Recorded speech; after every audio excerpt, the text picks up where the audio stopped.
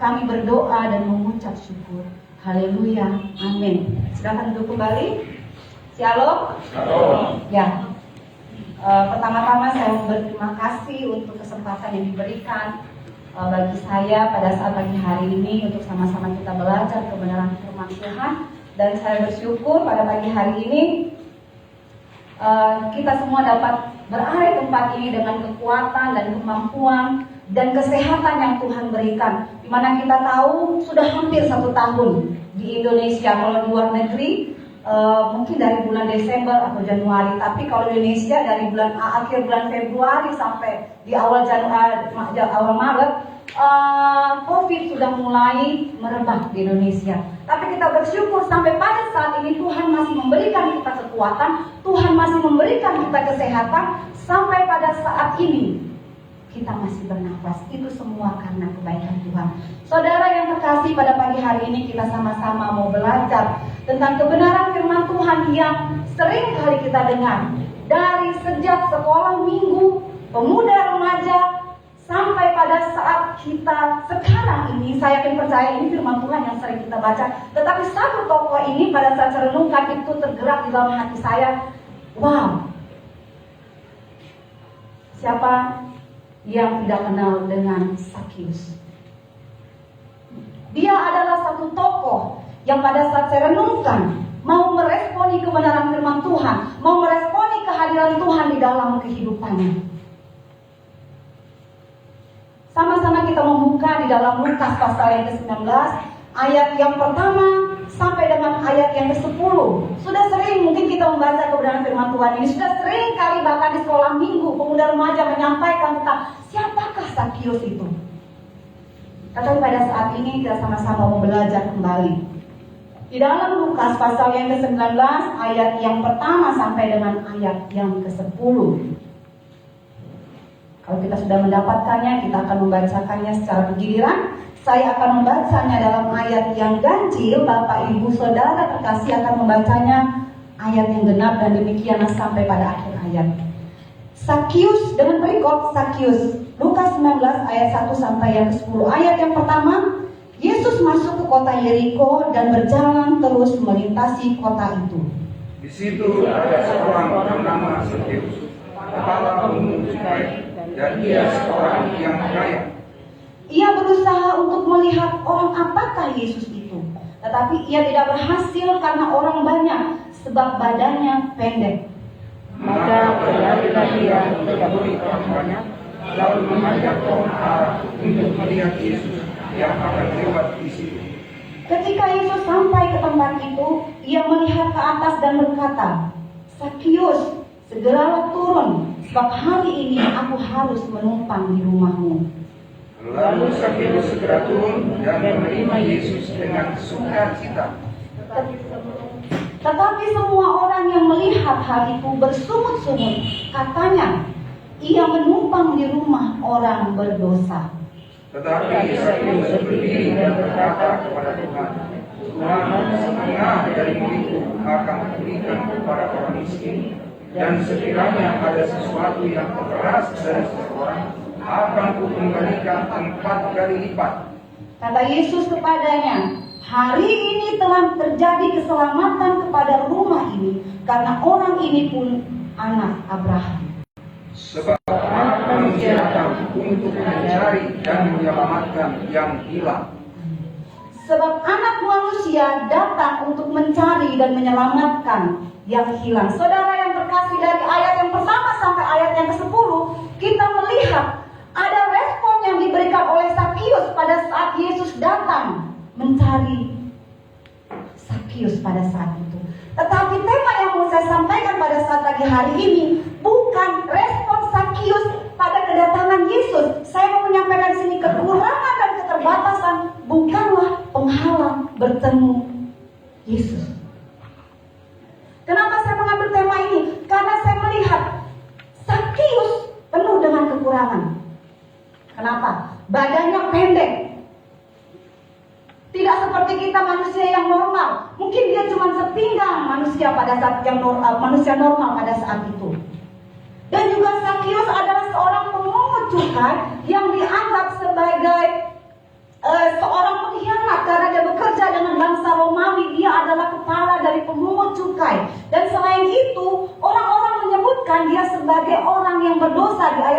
dikatakan ia menumpang di rumah orang yang berdosa. Begitu banyak kekurangan dan keterbatasan yang dimiliki oleh Zakius, tetapi Zakius bisa bertemu dengan Yesus, dapat mengenal Yesus. Mungkin sebagai manusia kita melihat diri pribadi kita penuh dengan kekurangan, baik secara fisik, baik dalam harta kekayaan, baik terlebih dalam kehidupan kerohanian kita. Mungkin kita sering melakukan hal-hal yang tidak benar di hadapan Tuhan. Mungkin orang melihat kamu adalah orang yang berdosa, kamu adalah orang yang telah melakukan banyak kesalahan, sehingga segala macam yang disampaikan oleh manusia atau teman-teman kita membuat kita undur diri dari hadapan Tuhan, membuat kita menjauhkan diri dari hadapan Tuhan, membuat kita tidak berani datang di hadapan Tuhan. Tetapi kita mau belajar dari Zakius, di mana Zakius dalam kekurangan, dalam keterbatasannya, bahkan dalam keberdosaannya, dia dapat bertemu Kristus. Keterbatasan dan kekurangan bukanlah penghalang untuk bertemu Kristus. Tetapi sebelum kita masuk dalam pembahasan ini, saya mau menekankan kepada kita. Kita harus percaya, kita harus ingat dan kita harus ketahui sebenarnya bukan kita yang mencari Kristus. Sebenarnya bukan kita yang mau memilih Kristus untuk kita kenal. Kalau di ayat pertama dikatakan, Yesus masuk ke Yeriko dan berjalan terus melintasi kota itu. Yesus berjalan ke Yeriko dan terus melintasi kota itu. Kenapa dia tidak berhenti di satu tempat? Kenapa dia tidak berhenti pada saat dia masuk ke dalam kota Yeriko itu? Tetapi dia terus berjalan melintasi kota itu. Karena Yesus tahu ada satu orang yang dia akan temui. Yesus masuk ke kota Yeriko dan berjalan terus melintasi kota itu. Saudara, sebenarnya bukan kita yang mencari Tuhan, bukan Zakius yang mencari Tuhan, tetapi Tuhanlah yang mencari Zakius pada saat itu. Dan ayat yang kelima dikatakan, ketika Yesus sampai ke tempat itu, ia melihat ke atas dan berkata, Zakius, segeralah turun, sebab hari ini aku harus menumpang di rumahmu. Dan Yesuslah yang memilih Zakius untuk tinggal di rumahnya Zakius, untuk menumpang di rumahnya Zakius. Ya. Tetapi kita mau melihat, memang Yesus sudah mencari. Dia tahu siapa yang akan dituju oleh Yesus. Dia berhenti, dia melihat seseorang yang ada di atas pohon itu. Zakius turun, aku akan menumpang di rumahmu. Yesus yang memilih Zakius, dan Yesus yang memilih dan mencari kita untuk menjadi anak-anaknya. Tetapi pertanyaannya, bagaimana respon Zakius pada saat Yesus bertemu dengan dia? Bagaimana respon Zakius pada saat Yesus mau menumpang di rumahnya? Bagaimana respon kita sebagai orang-orang yang percaya, sebagai orang-orang yang penuh keterbatasan, kekurangan, dan penuh dosa ini, meresponi panggilan Tuhan, meresponi Tuhan mencari kita? Kita belajar bersama-sama di dalam Lukas pasal 19. Yang pertama kita melihat, Zakius memiliki keinginan dan usaha untuk bertemu dan mengenal Yesus. Respon pertama yang dimiliki oleh Zakius pada saat dia mendengar, oh ada Yesus yang datang, Yesus itu seperti ini, seperti ini, seperti ini. Dia cuma mendengar apa yang telah dikerjakan oleh Yesus pada saat itu. Dan pada saat dia mendengar Yesus akan datang, dia memiliki respon yang pertama, yaitu keinginan dan usaha untuk bertemu dan mengenal siapa Yesus itu sebenarnya. Di ayat 3a dikatakan, ia berusaha untuk melihat orang apakah Yesus itu. Ia berusaha untuk mengenal orang siapakah Yesus itu. Ada dua hal yang menarik pada saat saya merenungkan firman Tuhan ini, ialah kata berusaha dan kata orang apakah Yesus itu. Sebelum kita melihat kata berusaha, saya mau melihat orang apakah Yesus itu. Orang apakah Yesus itu?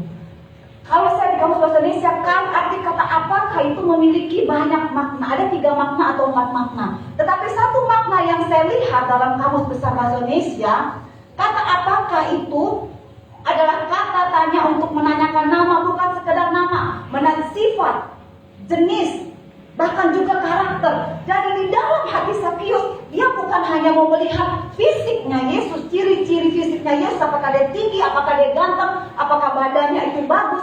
Tetapi di dalam hati Sakius, dia mau mengenal orang apakah Yesus itu. Sampai banyak orang yang menceritakan Yesus ini seperti ini, seperti ini, seperti ini.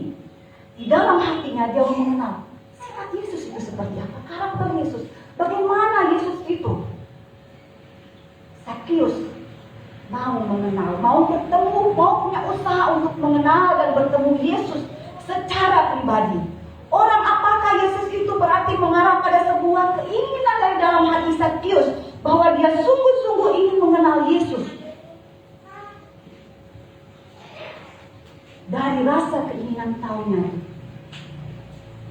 dia di ayat yang 3 katakan, ia berusaha. Dia berusaha untuk mengenal siapa Yesus itu. Dia berusaha untuk dapat melihat Yesus itu. Dia berusaha untuk dapat bertemu Yesus itu. Dan dia berusaha untuk tahu orang apakah Yesus itu. Sampai banyak orang yang memuji-muji, sampai banyak orang yang menyampaikan banyak hal tentang Yesus tersebut. Berusaha untuk melihat orang apakah Yesus itu. Kata berusaha, kembali kita melihat kata berusaha. Berusaha itu ialah melakukan suatu usaha, kegiatan dengan menggerakkan tenaga, pikiran, badan untuk mencapai sesuatu maksud tersebut. Sakius tahu kekurangannya. Sakius tahu keterbatasannya. Walaupun dia tahu, dia tidak diam saja. Aku pendek, tidak mungkin aku bertemu dengan Yesus. Disaingi dengan banyak orang yang ingin bertemu dengan Yesus. Nanti saja. Kalau ada waktunya nanti mungkin dia berjalan di depan saya. Atau biar saja.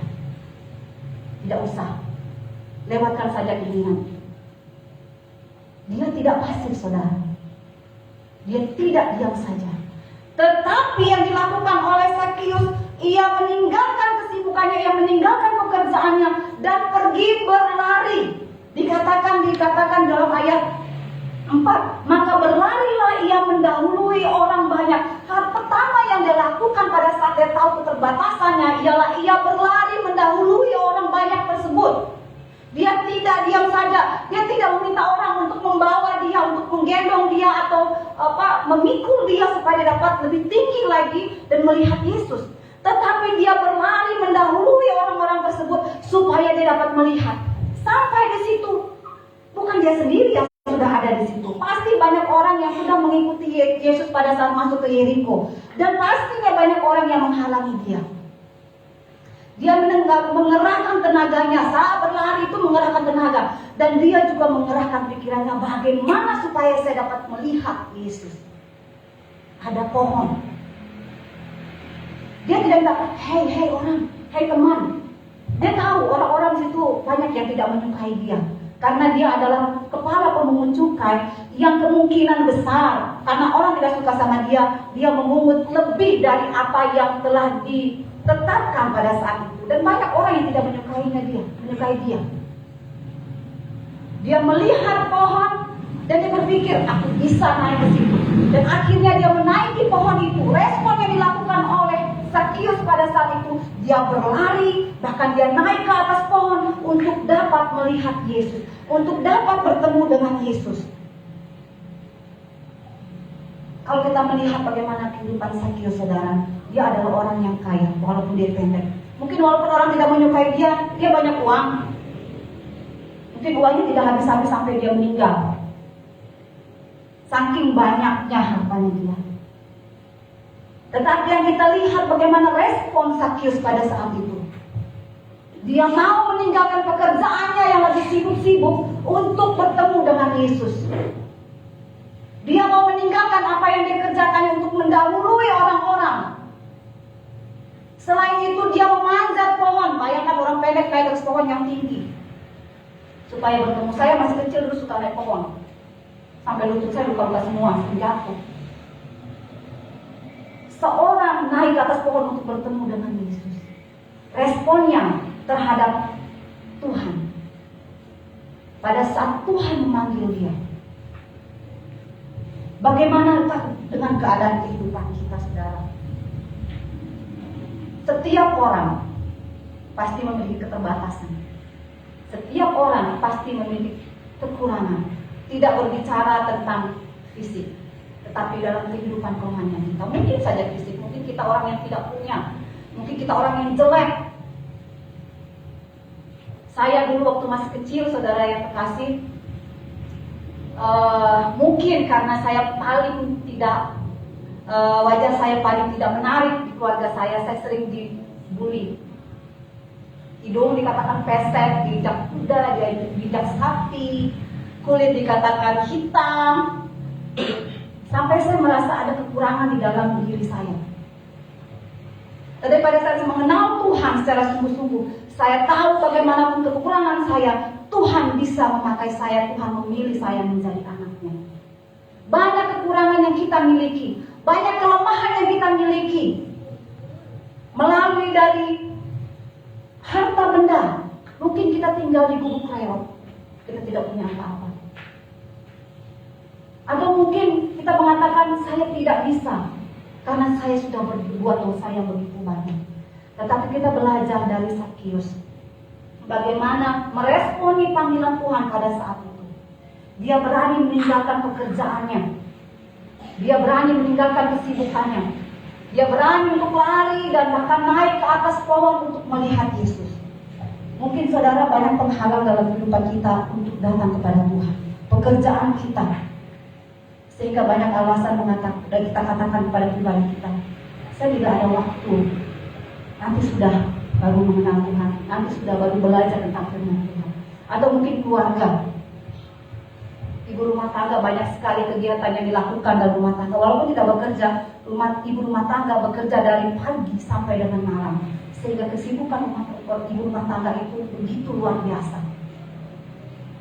Mungkin saja apa yang kita miliki, HP, laptop, atau alat-alat yang lain yang Tuhan sudah izinkan untuk kita miliki, yang Tuhan titipkan dalam kehidupan kita, menghalangi kita untuk bertemu dengan Tuhan setiap hari. Saudara, kita belajar dari Sakius. Dia rela meninggalkan pekerjaannya, dia rela melakukan segala sesuatu untuk dapat bertemu dengan Yesus. Di dalam kehidupan kita, mari responi panggilan Tuhan dengan memiliki keinginan dan berusaha untuk bertemu dan mengenal Yesus secara dalam, secara pribadi. Yang kedua, kita mau lihat, saudara yang terkasih, kekurangan dan keterbatasan kita tidak dapat menghalangi kita untuk dapat bertemu dengan Tuhan. Yang kedua, di dalam ayat yang ke-6 dikatakan, lalu Sakius segera turun dan menerima Yesus dengan sukacita. Lalu Sakius segera turun dan menerima Yesus dengan sukacita. Sakius mau membuka pintu hati untuk Yesus. Sakius mau membuka pintu hati untuk Yesus. Saudara yang terkasih, pada saat Sakius telah bertemu dengan Yesus, ada hal yang tidak terduga yang dia terima dari Yesus. Ada hal yang dia tidak pikirkan apa yang dilakukan oleh Yesus terhadap dirinya.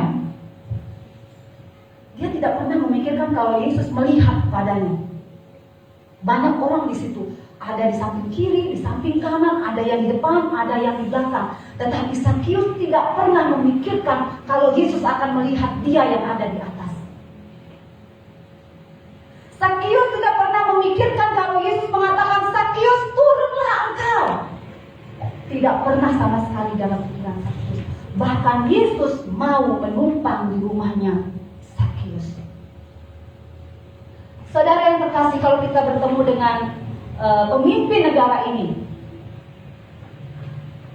walaupun kita sudah berdesak-desakan, walaupun kita sudah ada di depannya dia, adakah pernah dikatakan, sini mari saya menumpang di rumahnya? Tetapi Yesus yang adalah Tuhan melihat ke arah Sakius, menyuruh Sakius untuk turun dan mau menumpang di rumah orang yang berdosa. Respon yang kedua pada saat itu, Sakius membuka pintu hatinya. Kenapa dikatakan hal demikian? Lalu Sakius segera turun dan menerima Yesus dengan sukacita. Ada 3 hal yang kita lihat. Ada 2 hal. Segera turun dan menerima dengan sukacita. Sakius pada saat Yesus mengatakan, ayo turun nak, ayo turun Sakius. Sakius sudah mengatakan, sabar dulu ya Tuhan, saya ini orangnya pendek, tidak bisa turun, pelan-pelan ya Tuhan. Sakius sudah mengatakan hal demikian. Tuhan tahu kan saya pendek, Tuhan tahu kan banyak orang, jadi tidak bisa loh saya turun cepat-cepat. Tetapi ayat ini mengatakan, Sakius segera turun dan menerima Yesus. Respon yang diberikan oleh Sakius pada saat itu, dia tidak menunda-nunda panggilan Tuhan. Dia tidak menunda-nunda apa yang Tuhan perintahkan di dalam kehidupannya. Karena dia benar-benar mau melihat, bertemu dan mengenal Yesus itu. Dan yang ketiga, yang kedua, Yesus menerima Yesus dengan sukacita. Kenapa saya katakan membuka pintu hati saudara? Kalau ada tamu kadang-kadang kita bilang, oh silakan masuk, tapi hati kita ini mungkin sekedar menerima tamu dengan biasa saja, kasih jamuan-jamuan, oke silakan pulang. Tetapi Sakius dengan sukacita menunjukkan bahwa hatinya penuh kegembiraan. Ada kesukaan di dalam hatinya bahwa Yesus mau menumpang di rumah seorang berdosa. Dia langsung mempersilakan Yesus untuk datang ke rumah. Dia langsung mempersilakan Yesus untuk masuk ke dalam rumah. Saudara, terkadang kita mengatakan, aku mau Yesus ada hidup di dalam rumahku. Tetapi kita tidak mempersilakan Yesus untuk memimpin rumah tangga kita. Kita tidak mempersilakan Yesus untuk tinggal di dalam rumah kita dan untuk memimpin rumah tangga kita. Kita hanya mengatakan Yesus cuma sekedar tamu saja. Silakan masuk. Tetapi ingat ya, jangan urus urusan keluargaku. Tapi ingat ya, jangan ikut-ikutan dengan masalah. Tapi pada saat itu, Sakius mempersilahkan Yesus masuk ke rumahnya serta masuk ke dalam hatinya. Walaupun di ayat yang ke-7 dikatakan, tetapi semua orang yang melihat hal itu bersungut-sungut. Katanya, ia menumpang di rumah orang berdosa. Sakius mendengar apa yang dikatakan banyak orang, bukan satu orang, karena banyak orang yang tidak menyukainya. Tapi satu hal yang dia tahu, yang dia sambut, yang tidak ada masuk ke rumah, bukan orang biasa, tetapi orang yang dia kagumi, orang yang dia ingin kenal secara mendalam di dalam kehidupannya, sehingga dia tidak mempedulikan apa yang dikatakan orang. Dia hanya tahu dia ingin membuka hatinya, membuka pintunya, supaya Yesus benar-benar masuk ke rumahnya dan dia menerimanya dengan penuh sukacita.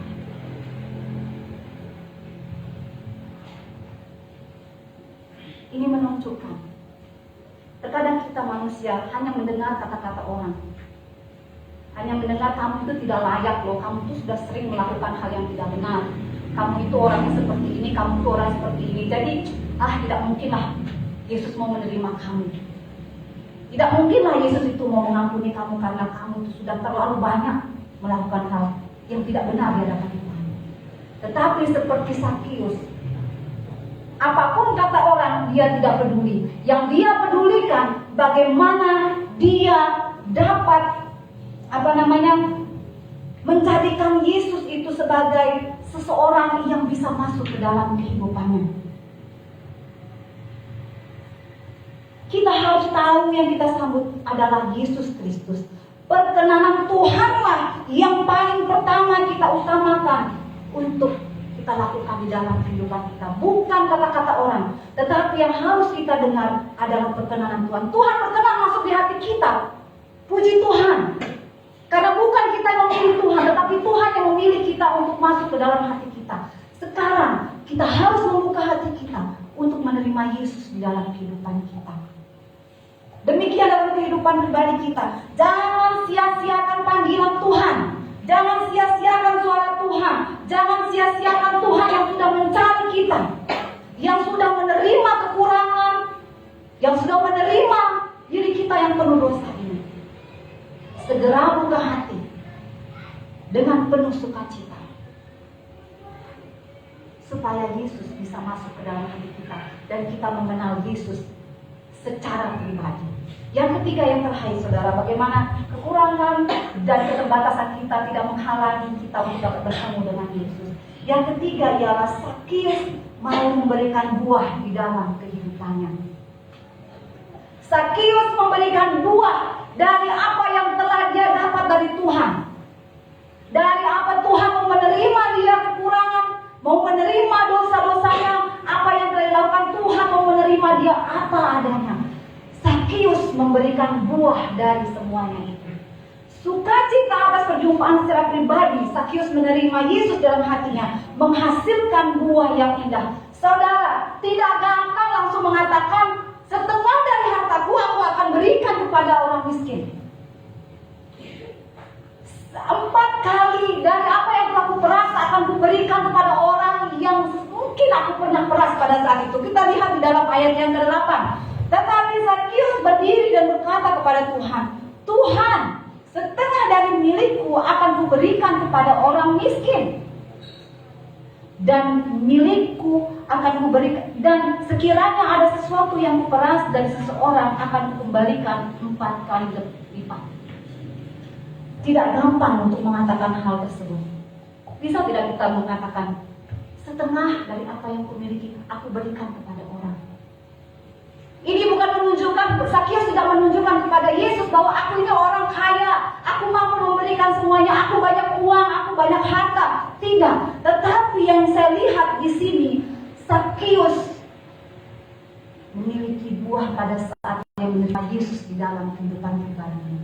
Ada respon yang diberikan oleh Sakius pada saat dia bertemu dan mengenal Yesus secara pribadi. Dia mau memberikan harta kepada orang miskin, mengembalikan uang 4 kali lipat. Hal tersebut merupakan respon dari kasih dan penerimaan Yesus Kristus terhadap dirinya.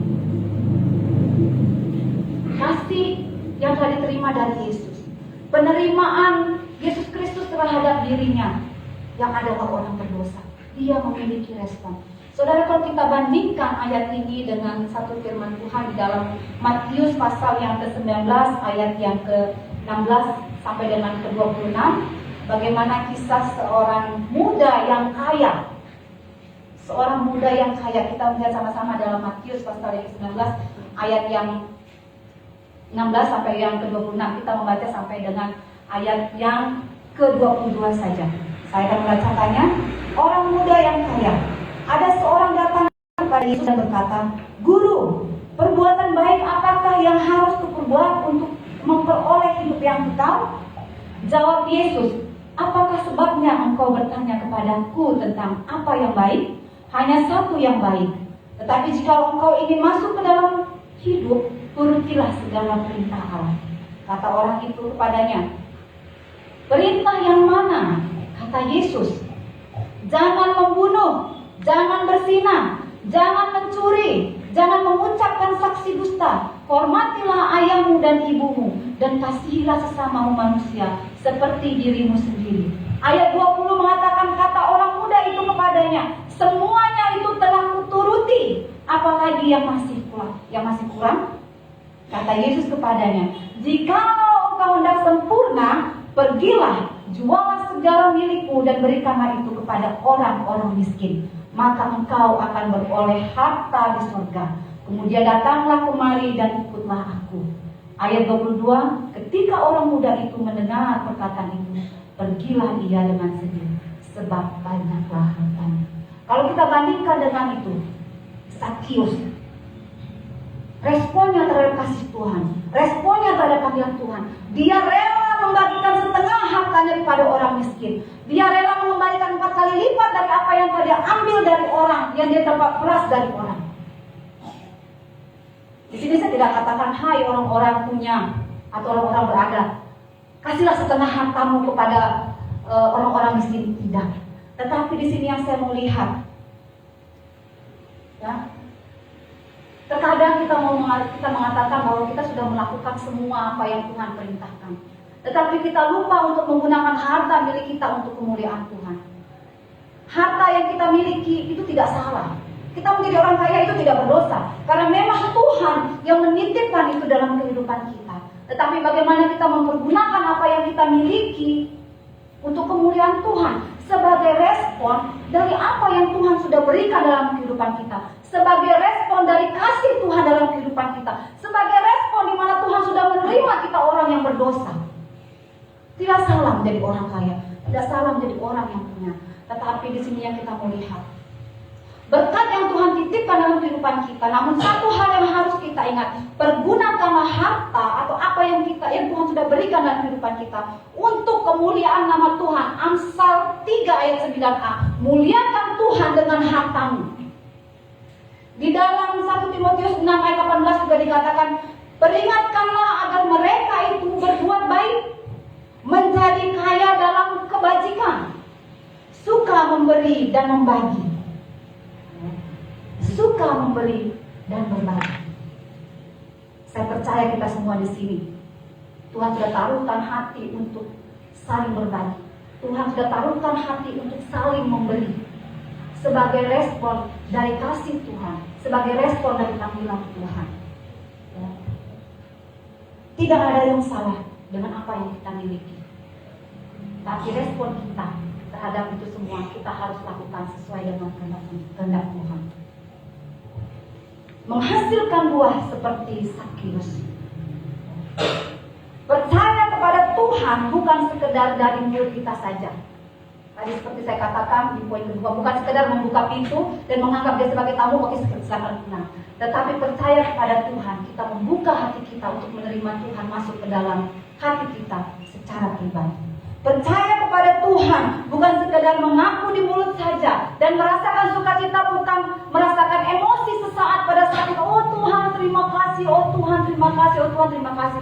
Setelah itu kita berlalu begitu saja, tidak. Tetapi pada saat menerima Tuhan, pada saat kita bertemu secara pribadi dengan Tuhan, pada saat kita mengenal Tuhan secara pribadi, ada buah-buah yang dihasilkan di dalam kehidupan kita. Sama seperti Sakius, ada kasih di dalam hati Sakius, ada sukacita, ada kesabaran, ada kemurahan, ada buah-buah yang dihasilkan oleh Sakius pada saat dia bertemu dengan Yesus. Demikian di dalam kehidupan kita, pada saat kita menerima Yesus, kita tahu Yesus ada dalam hati kita, Roh Kudus yang ada dalam hati kita, yang akan menolong kita untuk kita bisa menghasilkan buah-buah itu sebagai respon kasih daripada Tuhan. 3 hal yang kita pelajari pada saat pagi hari ini. Bagaimana kekurangan dan keterbatasan Sakius dan kita bukanlah penghalang kita untuk bertemu dengan Yesus. Yang pertama, memiliki keinginan dan usaha untuk bertemu dan mengenal Yesus secara pribadi. Yang kedua, kita mau membuka hati kita untuk Yesus masuk ke dalam hati kita, untuk Yesus menguasai hati dan pikiran kita. Dan yang ketiga, kita mau memberikan respon dari kasih Tuhan. Kita mau memberikan respon dari panggilan Tuhan. Kita mau memberikan respon dari apa yang Tuhan sudah berikan dalam kehidupan kita, dengan menghasilkan buah-buah di dalam kehidupan kita. Bukan hanya, oh saya tidak punya apa-apa ibu, saya tidak punya apa-apa untuk dibagi. Bukan hanya berbicara itu, tapi respon kita mau melakukan hal yang Tuhan perintahkan dalam kehidupan kita. Mengasihi, memiliki sukacita, memiliki kesabaran, memiliki kemurahan. Ada 9 buah roh yang ada. Itu yang Tuhan mau kita miliki di dalam kehidupan kita. Firman Tuhan yang singkat dan sama-sama kita pelajari pada saat hari ini. Mari, saya penuh dengan keterbatasan kekurangan. Dan saya sampai pada saat ini juga mau belajar untuk terus mau bertemu dengan Tuhan dan mau mengenal Tuhan. Saya juga belajar untuk terus membuka hati, karena terkadang godaan-godaan itu banyak yang membuat kita lalai untuk melakukan itu. Dan saya juga masih terus belajar untuk bisa menghasilkan buah. Saya percaya juga jemaat terkasih di tempat ini pun memiliki keinginan yang sama dengan kita, supaya Yesus ada di dalam hati kita. Demikian kebenaran firman Tuhan pada saat pagi hari ini. Tuhan Yesus memberkati. Kita sama-sama berdoa.